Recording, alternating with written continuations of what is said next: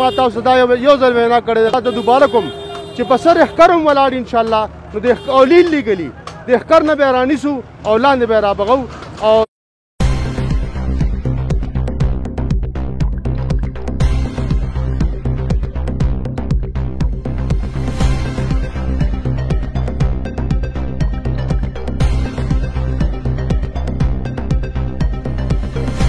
خیبر پختونخوا هایویز اتارټي د ضلع 400 علاقه عثمانزی کې د غیر قانوني تجاوزاتو خلاف عملیات پیل کړو چې په فایله کې غیر قانوني جوړ کاروباري ځایان رنګ کړو کوم چې د ډیر وخت په دغه سیمه آباد وو. په دې موقع د خیبر پختونخوا هایویز اتارټي مشر په خپلو خبرو کې څه داسې وایي: بسم الله الرحمن الرحیم.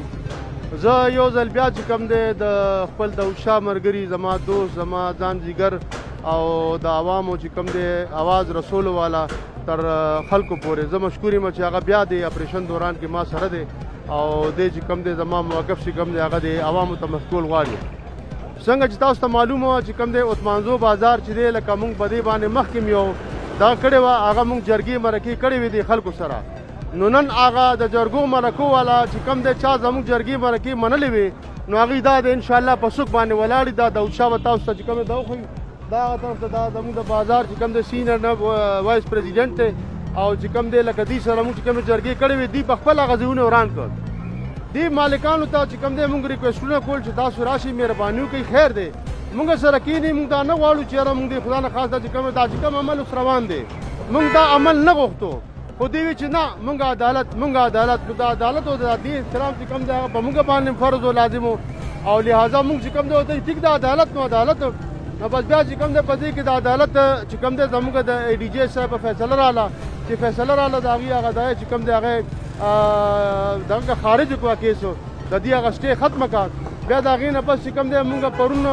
زه په خپله راغلی یم او دوی ته ما مهرباني وکړئ او دا دغه چې کوم دی تاسو دا دوکانونه تاسو خالی کړئ چې یاره دغه نه دا بچ شي. اوس دا تاسو وایي ای ډي سي صاحب په خپله موجوده ده ډسټرکټ ایډمنسټریشن چې کوم دی په خپله موجود دی پولیس ډپارټمنټ ای ایم ای چې کوم دی په خپله موجوده ده او چې کوم دی په دې کې زموږ څومره لاین ډپارټمنټ چې کوم دی هغه موجود دي. په دې روډ باندې خو چې کوم دی صرف چې کوم دی یو څو کسانو سټې وه چې کوم دی هغه خارج شوه نو موږ خپل دغه عمل شروع کړو او که ته پوره د ضلع 400 حوالې سره خبره کې نو په هغې کې چې کوم دی صرف زموږ هرچند بازار دی چې هغې کې یو 400 میټر ایریا ده هغه 400 میټر ایریا چې کوم ده هغه به مونږ چې کوم دی لکه مونږ ته ځو به هلته او بیا به خلکو سره کینو چېرې دا 400 میټر دی که دا تاسو مهرباني وکړه او څه کم و بیش کیدی شي لکه ما خو فکر یاد کو او دا کم و بیش کیدی شي. باقي چې کوم دی مونږ د ډپټي کمشنر صاحب سره مونږ یو جاینټ مونږ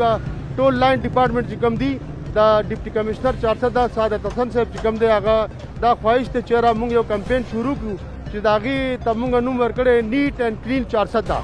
نو هغې کې هغې مونږ خپل دغه غوښتې دی لکه چونکې مونږ